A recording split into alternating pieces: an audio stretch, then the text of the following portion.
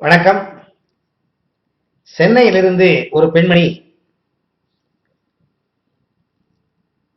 ஆன்மீகத்தை குறித்து அருமையான கேள்வி ஒன்றை கேட்டிருக்கிறார். குருவே,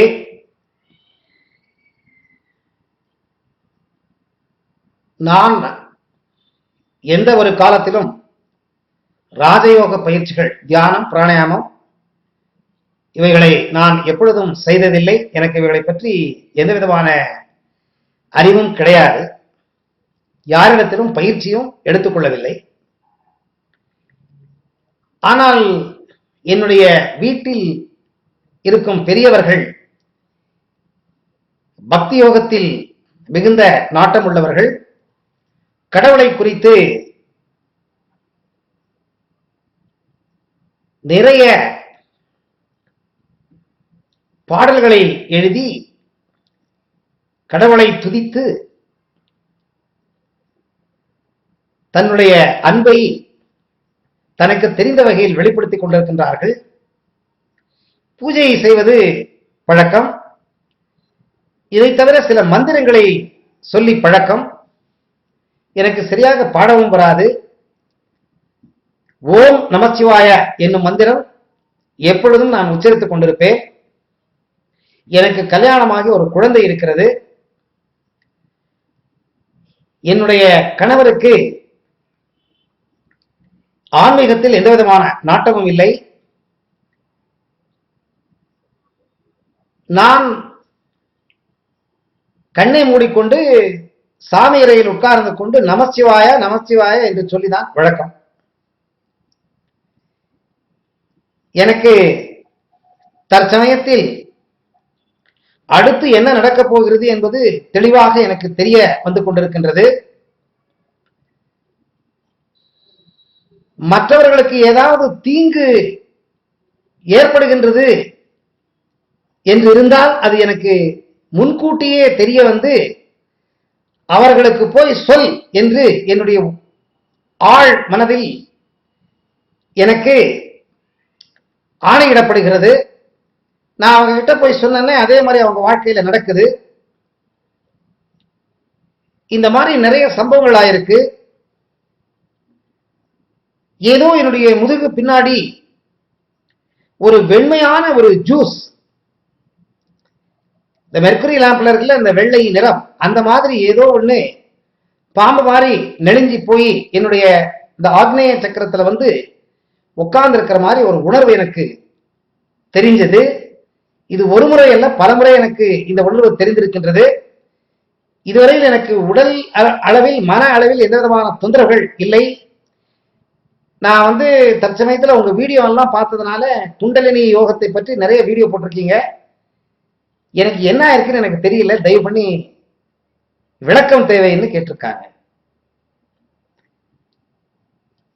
இதுக்குதான் ஒரு குரு தேவை அப்படின்னு நான் நிறைய தடவை சொல்றேன். ஆன்மீக பயிற்சிகள் தெரிந்தோ தெரியாமலோ நீங்க எடுத்துக்கிட்டு செய்ய போனீங்கன்னா அந்த ஆன்மீக பயிற்சி செய்யும் பொழுது சில உணர்வுகள் உங்களுக்கு ஏற்படும்.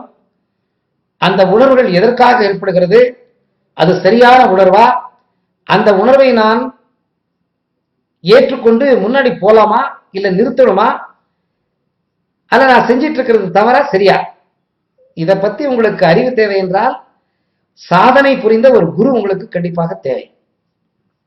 எவ்வளவு வீடியோல பேச சொன்னாலும் நான் உங்களுக்கு திரும்பி திரும்பி சொல்றது, ஆன்மீக பயிற்சிக்கு ஒரு குரு தேவை. ஆனா இந்த அம்மா சொல்றத வச்சு நான் என்ன தெரிஞ்சிட்டு இருக்கேன்னா, இந்த அம்மாவுக்கு இந்த நெத்திக்கண்ணு, மூணாவது கண்ணு திறந்திருக்கு. இந்த இன்ட்யூஷன் அப்படின்னு சொல்றோம் இல்லையா, அது ஏற்பட்டிருக்கு. அறிவுக்கண் திறக்கப்பட்டிருக்கிறது. அது ஒரு நல்ல சிக்னல். குண்டலினி தானாகவே ஒரு ஒரு சக்கரமா பரிமளமா ஏறி வந்து ஆக்னேய சக்கரத்துல உட்கார்ந்துருக்கு. சகசிரார சக்கரத்தை தொடவும் இல்லை, சகசிரார சக்கரத்துக்கு தாண்டி போகவும் இல்லை. சில நபர்களுக்கு கடவுளை குறித்து பாட்டு பாடினாலோ கடவுளுடைய நாமங்களை உச்சரித்தாலோ குண்டலினி வெளியே வந்துடும். ஜென்ம ஜென்மத்தில் புண்ணிய காரியங்களை செய்திருந்தால் மாத்திரம் இந்த மாதிரி எந்த விதமான உபாதை இல்லாமல் அந்த குண்டலினி வெளியே வந்து கடவுளோட இணையும். ஆனா இந்த அம்மாவுக்கு ஆக்னேய சக்கரத்துல உட்கார்ந்துருக்கு. இதுக்கு என்ன காரணம்னு கேட்டீங்கன்னா, கர்மமுக்தி இந்த அம்மாவுக்கு இன்னும் கிடைக்கவில்லை. கர்மமுக்தி கிடைக்கிற வரைக்கும் ஆக்னேய சக்கரத்துல உட்கார்ந்திருக்கிற இந்த குண்டலினி டிவினிட்டியோட சேராது. அதுக்குன்னு 4-5 வயசு குழந்தை அதை விட்டுட்டு கணவனை விட்டு